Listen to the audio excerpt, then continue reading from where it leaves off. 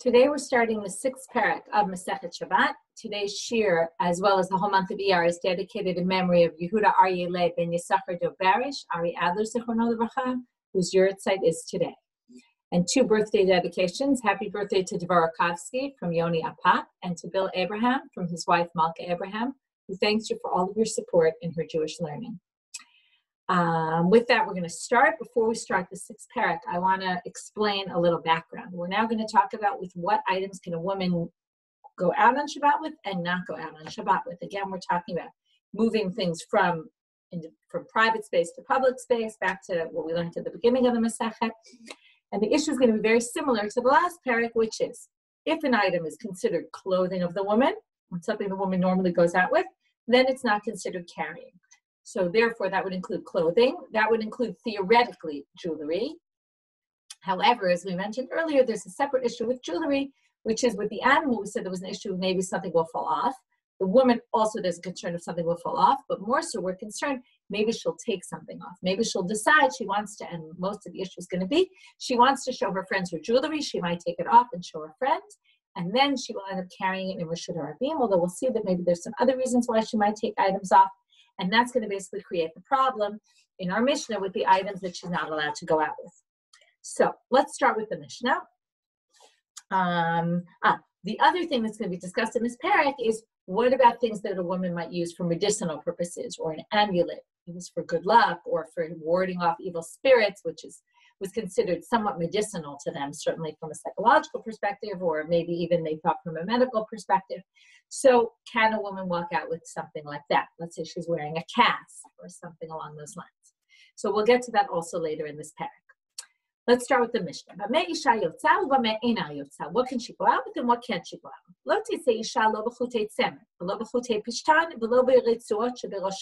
Most people understand that the word sheberosha relates to all these three things.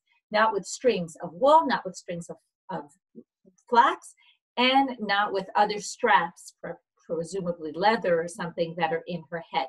Okay, these are ways women would decorate their hair. Some people think they braided their hair with it. Some people think they're just tying their hair with it loosely. Below titbol bahem, and they can't go to the mikveh with these items in their hair. And you're wondering, what's tefillah doing in the middle of this Mishnah? But we'll get to that later. It's going to be the Gemara's first question. Until she loosens them up. And this is because if they're not loosened, then the water can't get in between the item and her hair, and that's what we call a chatzitza. It's a separation between her and the water. V'lo b'totefet, v'lo b'sarbitim, we're going to have to see what these things are. B'zman she'enan tfurim, if they're not sewn on. V'lo b'kavul, also a kavul we're going to see. L'reshut HaRabim, all these things are not allowed to go out in public. In other words, meaning you can't leave your house wearing these and then walk out in the Reshut HaRabim, or even if you're in Reshut HaRabim, you can't have them on because you might walk 4 amot in Reshut HaRabim. Below b'ir shel zahav, now we're getting into the jewelry. Ir shel zahav is a type of jewelry ornament. We'll get to that later. Below b'katla, another jewelry ornament. Below b'nizamim, not with nose rings. Below b'tabat, not with a ring.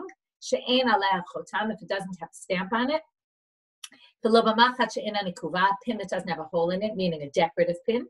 V'imyatzat ena chayevet chatat. And if she goes out wearing these, she's not chayevet midoraita. She hasn't done a Torah prohibition because it's really allowed. It's really considered clothing.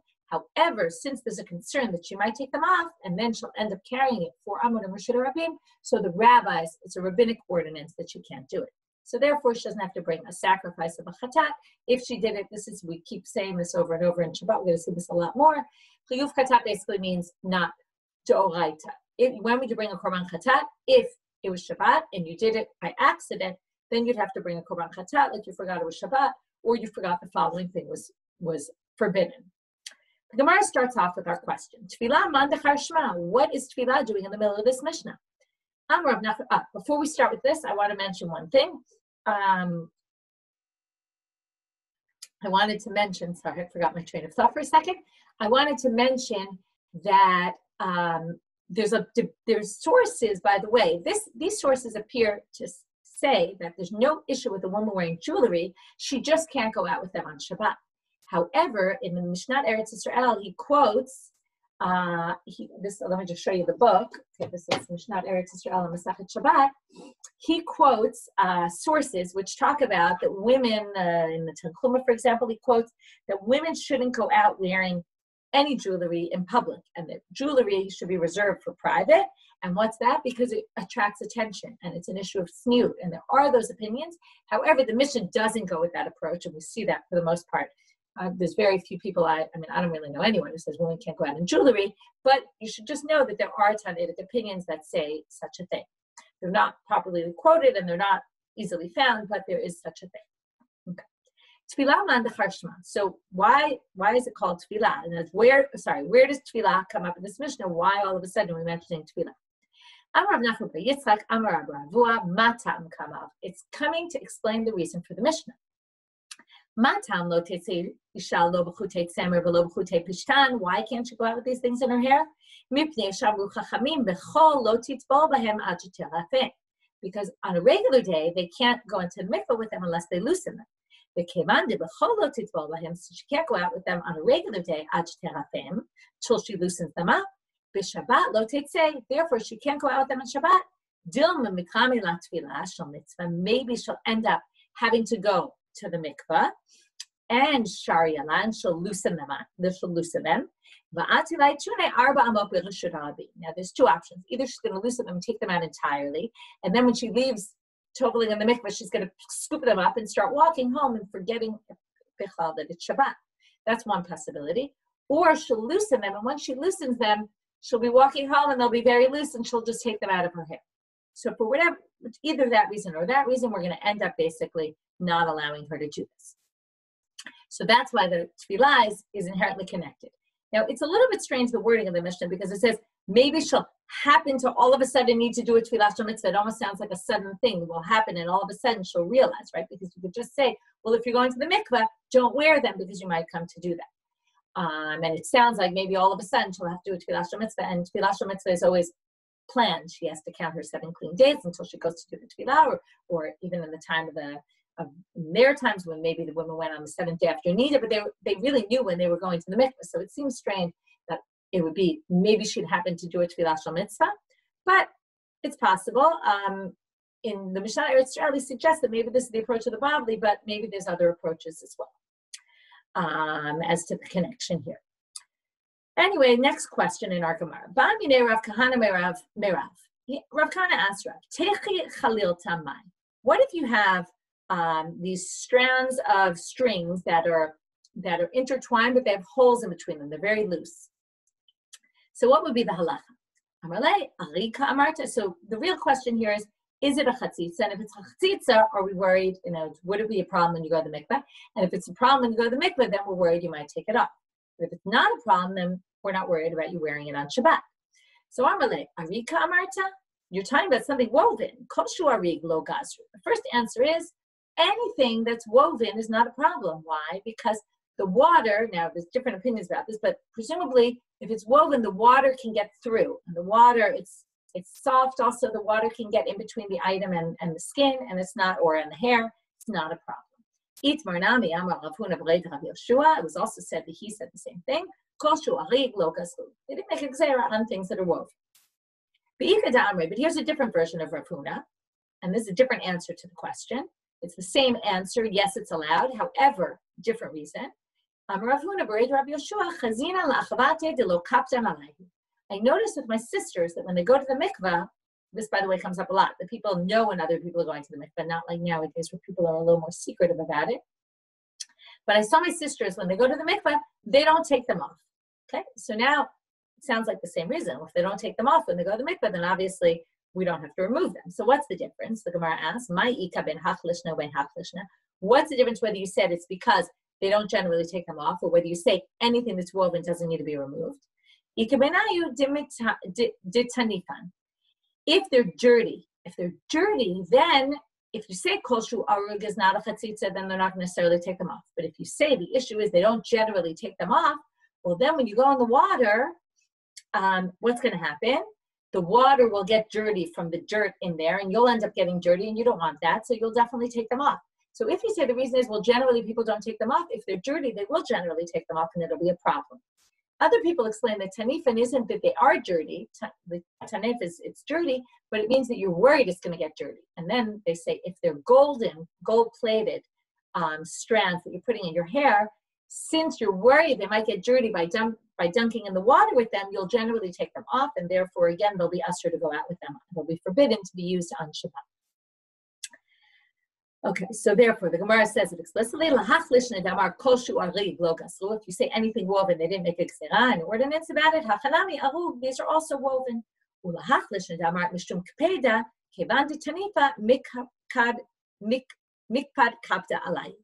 But the one who says this because they don't generally take it off, in this case, they would take it off. It's not, again, and then it depends on which reason you go by. That's, a question of the Mefarshim. The commentaries here have a debate. Now they quote a Mishnah from Mikvaot, about going to the mikvah, and what is a chatzitza. So these are the following things, are a chatzitza if they're on a person when he goes to the mikvah. Chutei tzemer, v'chutei pishtan, strings of wool or strings of flax, and straps, presumably leather straps, that the girls put in their hair. Rabbi Yehuda omer shel tzemer v'shel se'ar en chotzitzin, mishum shehamayim ba'im bahem. He says he disagrees about the tzemer, the wool, and he says, no, if it's wool, and if you have hair, okay, let's say you use hairs as an ornament, that is not a chatzitza because the water can get through to them. So he disagrees about the tzemer. It doesn't actually say what Tanakama holds about the hair. It doesn't appear there at all. So we're going to see later what the Gemara thinks about. Did Tanakama actually disagree with him about the hair, or is he just adding something that Tanakama agrees about? Amar Rav Huna, b'kulan b'rashei habanot shanim. Rav Huna says all these things that we're discussing is all in people's hair. Okay, in other words, it said the ritzuot b'rashei habanot. It's not clear, did that refer to everything or just to the ritzuot? So Rav Huna says all of these things we're talking about in the girl's hair, okay? These are considered chatzitzas. So now, matkefla Rabbi Yosef. Rabbi Yosef says, what are you talking about? L'me'utemai, what are you coming to exclude? Ilema l'me'ute ditzavar, you mean if you put these around in your hair rather than around your neck, and around your neck it'll be allowed? Udemai, what are you going to say is going to be allowed around the neck? Ilema l'me'ute ditzamer, if you're going to talk about something that's strapped around your neck, and it's made of wool. So hashta, if we say it's a problem in your hair. Now think about it. Your hair is more brittle than your neck.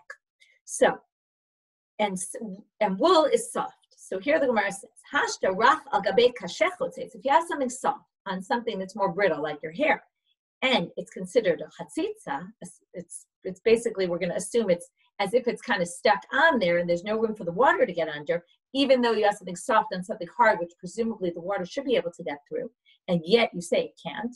So rachal gabe rach mebaya, something soft on something soft, all the more so. There's an assumption that on your skin, on your neck, it's more likely it'll stick to it rather than to your hair. And therefore, of course, it should be a problem. So it can't be that you're coming to say wool on your neck would be okay. So therefore, maybe this also doesn't work. If you're talking about the flax, well, flax is more hard, more brittle. So if flax can go in your hair, and there you're talking about hard on hard, you're going to say something hard on something soft would be okay? That doesn't make any sense either. All the more so, it should be, right? It shouldn't be okay because it should be ending up, it would also create a chatzitza because it would stick to the soft. So El Amar Yosef, he gives a different reason. Hainu Tamad El Hafuna. There's an inherent difference between things you put in your hair and things you put on your neck. Why? People don't want to choke themselves.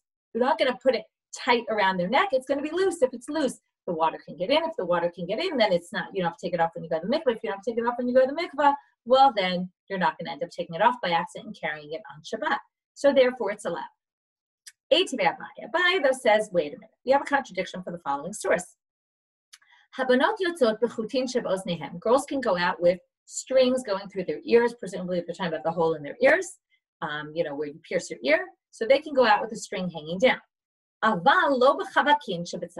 You can't go out with a choker on your neck, okay, something that's around your neck.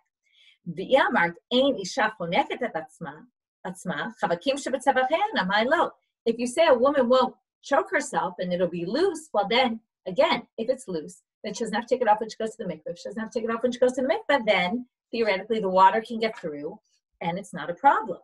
and then she can carry it on Shabbat. So how do we explain that? Amar Ravina, hacha bekatla askina. There's two different types of things, and they say this, by the way, is not the katla mentioned in the Mishnah. Ti'isha choneket et atzma denicha la shetera'eh keba'alat basar. There were things that women wore. Women who were particularly thin wanted to look fatter. In those days, it was nice to be plump and not to be so skinny. So if you can imagine, nowadays everyone's always skinny, skinny, skinny. But what would they do? They would put this thing very tightly around their neck in order that their skin bulge out and they would look a little bit fatter. It would have this look that they had a little more fat in their bodies. And because of that, we're going to say again that she can't go out with the chavakim shebetzavarahem because those are very tight and those she has to take off when she goes to the mikvah. So basically, to answer his question, we distinguish between something that's tight, like a choker. Think about a choker, right? It's funny. Yet people wear chokers and think about the word choke. In fact, people say the word katla comes from to kill because it chokes you, which could kill you. It's one of the explanations to where they get it from the word katla. Rabbi Yehuda Omer, Rabbi Yehuda says if it's made of wool or made of hair, then, right, if you put hair in your hair to decorate it, that's not a chatzitza because the water can get through. We pass on like Rabbi Yehuda when it comes to hair. So the fact that we say the halakha is like him makes it sound like someone disagrees, right? Sounds like Tanakama says no, and that's why we pass on like Rabbi Yehuda, the chutei se'ar is okay. The chitema ilav d'shamina mitanakama da'ayde b'chutei se'ar iunami lo havamayare. Maybe that you might say, well, of course Tanakama disagrees, even though it doesn't say so. Why would Rabbi Yehuda be mentioning se'ar, hair, if Tanakama didn't disagree? So the fact that he mentioned it must mean that Tanakama disagrees. But you don't have to say that because Dilma kishem ka'amar lehu. Maybe he's saying like. Okay, we'll explain this in a minute. Ki hechi demoditu li b'chutei se'ar. Just like, that's why I started saying like. I didn't really finish the sentence. Just like you agree with me when it comes to hair, a strand made of hair, odu linami b'chutei tzemer. You should agree with me likewise about tzemer because the water can get through. By the way, there's a debate here. Is the water getting through the tzemer because it can get under the wool? Or is the idea that it will get absorbed if you leave it long enough? That there's a concept when it comes to mikvah that if this is why people can wear, let's say you can go in a mikvah with cotton balls in your ear. Let's say you have ear issues. So even though you dunk for a second and the water doesn't actually go all the way through, since if you were to stay longer in the water would penetrate the cotton ball, therefore it's okay. So likewise with the tzemer, it would be the same thing. So if you were going with wool, it would eventually penetrate through. So there's a debate about what exactly is okay about that, according to Rabbi Yehuda. So he says you should agree with me b'chutei tzemer, just like you agree with me about se'ah. And in case you didn't believe that, we're now going to have a bunch of other proofs that Tanakama actually agree with him when it comes to the hair. Itmar. Amar Rav Nachman Amar Shmuel modim chachamim leRabbi Yehuda b'chutei se'ah. They actually agree with him when it comes to the chutei se'ah. Tanya nami hachi. Right, so Rav Nachman said that name of Shmuel, and now we're going to quote a brayta that says so. Chutei tzemer chutzitzim, chutei se'ah en chutzitzim. Rabbi Yehuda Omer shel tzemer v'shel se'ah en chutzitzim. So here you see Tanakama says wool is a problem, but hair is not. And Rabbi Yehuda says wool and hair are both not a problem. Again, not a problem for the mikvah. Which again, if it's not a problem for the mikvah, then we don't have to worry about Shabbat either. We can also infer this from our Mishnah. A woman can go out with chutei se'ar, whether they're hers or whether they're her friends. This isn't our Mishnah, by the way. This is the Mishnah on Samach Daled. It says that a woman can go out with chutei se'ar, whether they're hers or whether they're her friends' hairs. Now, Mani, who is this according to? Elim or Rabbi Yehuda. If you want to say Tanakama disagree, and therefore this would be Rabbi Yehuda, afilu chutei tzemer nami, then it should have listed wool also, and it doesn't list wool. So therefore, elalav rabbanan, it must be the rabbis, ushmamina b'chutei se'ar lo pligi shmamina, and therefore it seems they really don't disagree. Lo b'totefet, my totefet, the Gemara asks. Okay, we're at the second half of Amabet now. Amar Rav Yosef kumrata dekativta. Okay, different opinions about what this means. Everyone agrees that it's some sort of amulet. Either it's a bag of spices they would hang around their neck, or it's some sort of other amulet that they would hang. Amar le Abaye, tahavi kikimiya mumche v'tishtari. What do you mean? A totefet is asur according to the Mishnah if it's not fastened on, if it's not sewn on. And if it's a kameh that works, an amulet that's proven to work, to be successful, which I told you we'll get to that, then it should be allowed. Because that we allow. Okay, I mentioned the beginning of this year, we'll get to amulets, and this we learned when we learned about the animals. If it's an amulet that's proven to work for humans, then it's okay to go out with it. So why wouldn't this be allowed? Ella Amar Rav Yehuda Mishmei Davai, so they reject Rav Yosef, and Rav Yehuda says in the name of Abai, Apu Zainu. Okay, it's some sort of jewelry that they would wear around. Okay, the idea is they would wear in their hair, we're going to see in a minute, some sort of snood type thing. Okay, there was a little net, a kind of net type thing they would wear in their hair. And then there were ornaments that they would either put, we'll see, a wool cap underneath, and they would also put on top of it ornaments. So Apuzainu is one of the ornaments they would put. Tanya Namihachi, there's a brighter to support this reading. This is what Totefet is. It says, Yotzai Shabbos Bispacha Hamuzhebet. You could go out with a golden snood around your head. Ube Totefet, Ube Sarbitin Hakvu Imba. And the Totefet and the Sarbitin, like our Mishnah said, if they're permanent there. Ezo Totefet, the Ezo Sarbitin. What are these two things? Rabbi Abau, Totefet Hamukefet Lame Ozen Laozen. It's something that goes from ear to ear, kind of probably goes all the way around. Sarbitin hamigi'in la'an lechia. The sarbitin are probably some sort of strings that would hang down from the hairnet, and it would hang down until her cheeks. Amar Rav Huna. Now Rav Huna is going to make a statement about these strings that hang down in the sarbitin. Difference between poor people and rich people and what their sarbitin look like. At first glance, it seems like he's just telling us something about the reality of their times. Some people think there's halachic implications, and I'll discuss that in a minute. Aniyot osinotan shlominei tzivonim, the poor people would use colorful strings. Ashirot osinotan shel kesef v'zahav, theirs would be gold and silver hanging down. So now, what could the halachic ramification be? Well, it could be if, let's say it's attached. So if it's not attached, so a wealthy person who goes out with colorful strands, which is something the poor women walk around with, would never come to take it off and show it to their friends because that would be embarrassing. So it could be if a wealthy person is walking around with colored strings, according to Rav Huna, it would be allowed. That's a potential halachic ramification. But it's not clear he actually is meaning to say anything about halacha here.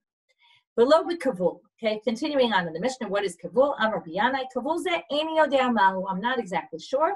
I kavla da'avda, if it's some sort of sign or something that the like a stamp that the avadim, the servants, would walk around with.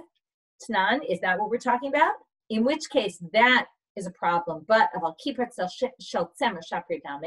then, but if we're talking about the wool hat that they would wear underneath their snood, that would be allowed. Or maybe the Mishnah is talking about a kippah shel tzemer, that's a problem. That they can't walk around with. I just want to check something in the Mishnah. It said, Loba Sarbitin, Beloba Kavul. Right. Kavul is not allowed. Then the Kippah Shel Tzemer is not allowed. The Kosh Kain Kavla Davda, and all the more so, whatever the servant is wearing. So, Amar Rabbi Yaval, Mistabra Kimanda Amar Kippah Shel Tzemer Tnan. So, Rabbi Yana says, I'm not sure what it is. Rabbi Yaval comes and says, I think it's this Kippah Shel Tzemer. The Tanya Namihachi, and here's a brighter to support. Yotzai Shabbat Kavul, Ube Istima Lechatzer. Sounds like you can only go out with a kfulin and istama into the chatzer. Now here they're talking about a woman, not a servant, and they're talking about different things she would wear on her head. We'll talk about an istama in a minute, what it is. Therefore, it seems like we're talking about the woolen cap. Okay, Rabbi Shimon ben Elazar Omer, Af b'kavula rishut harabim. Okay, he says you can even go out with a kfulin rishut harabim. Okay, so let's just go, describe a few things. According to this, there's a machloket, Tanakama Rabbi Shimon ben Elazar. Can you go out with a gvul? You can definitely go out to the chatzer. Now, why would there even be an issue in the chatzer? So the issue is, we saw this before also, if we allow you to go out into your courtyard with it, even though you can carry there, you might accidentally walk out with it to the public space. So these things we say you're allowed in your house. We're not worried you're going to forget to take it off when you go outside. Rabbi Shimon ben Elazar says this kavul is even allowed in Rishut HaRabim. And why is that? Because he assumes that since it's underneath, okay, and this is what we're going to say right now. Amar Rabbi Shimon ben Elazar, koshu lemata min espacha yotzim bo. If it's underneath the hairnet, and that's where they would wear this woolly cap, then we're not worried you're going to take it off because it's under the hairnet. Koshu lemala min espacha, but if you put it on top, ein yotzim bo, because you might take it off. Now, why does the other opinion that we saw our Mishnah think that even if it's on top, even if it's underneath, it's a problem, because those hairnets were made in such a way that you could easily kind of slip it out from underneath. And what's the issue? We're not concerned the woman's going to take off her hairnet because that was what she was using to cover her hair. She's not going to take that off in public. But to slip out the woolen hat from underneath, that's and the okay, let's go back. Amar Rishim ben Elazar, kosher l'mata minispacha yotzim bo, kosher l'mala minispacha ein yotzim bo. So what do we distinguish between things that were under the hairnet and things that were over the hairnet? Because if they were under the hairnet, then we're concerned that you're going to take it. If they're under the hairnet, we're not concerned you're going to take it off, because you wouldn't walk around and take things off in public if your hair covering, right, you'll end up showing your hair. So they're not going to take the spacha off. But according to Rabbi Shimon ben Elazar, according to Tanakama, you might end up taking off the hairnet that was the wool hat that was under your hairnet. Amar Rabbi Aval bizyone, my bizyone. So now my istima. Amar Rabbi Aval bizyone. So now they ask, what is this istima? Rabbi Aval says it's bizyone, which doesn't really help us, and it didn't even really help the rabbis in the Gemara, because Rabbi Aval was from Israel. So my bizyone, they ask, Amar Abaye, Amar Rav, kalya pruche. It's a kalya pruche. What's a kalya pruche? So different interpretations. Rashi says it's a mitznefet ketana, a little cap they would wear that she would kind of tie. It was something she would put on her hair that would catch all the extra hairs that were coming out of her hair covering, something like that, and she would tie them together. Others explain that it's in the Korban they give a translation that it was something the kalot would wear, and it was to get away all the bugs. And paruche are bugs. Okay, Rashi says paruche is the hair that's poreach. It's flowering from under your hat, under your hair covering. According to the other explanation, paruche are the bugs, and it's to get away the bugs. It was some strings that would hang down, and that's what we're talking about here. That she can go out in the chatzer, but not in Rishut Harabim. Tanu Rabbanan. Now we're going to learn something about the istima. Shlosha dvarim ne'emru be'istima. Ein ba mishum kilayim. Because it was made of cloth, pieces of cloth, and it wasn't woven, there's no isser of putting wool and linen together, because that's only when you weave them together. The aim matama b'nikaim. Some people say it's because also that has to be woven. Others explain that it's because it was colorful, and there's no tzara, leprosy of a clothing if it's colorful. The aim yotzim b'la reshut harabim, and you don't go out in reshut harabim with this item. That's our halacha. Mishum Rabbi Shimon amru. One last thing. Atarot kalot was something when they made a gzera that you shouldn't go out with beautiful items because of zecher l'churban. This is, we break a glass under the chuppah to remember the churban. So they also wouldn't go out with things that were too lavish. But this is not a problem of atarot kalot. They could go out actually wearing this. It wasn't part of the ordinance of the institute not to do lavish things, not to wear fancy ornaments, zecher l'churban. Okay, we'll stop here for today. Tomorrow we'll pick up more, and we'll actually start with this kavla da'avda, and we'll explain a little better about the kavla da'avda that we mentioned, the thing the servants would wear.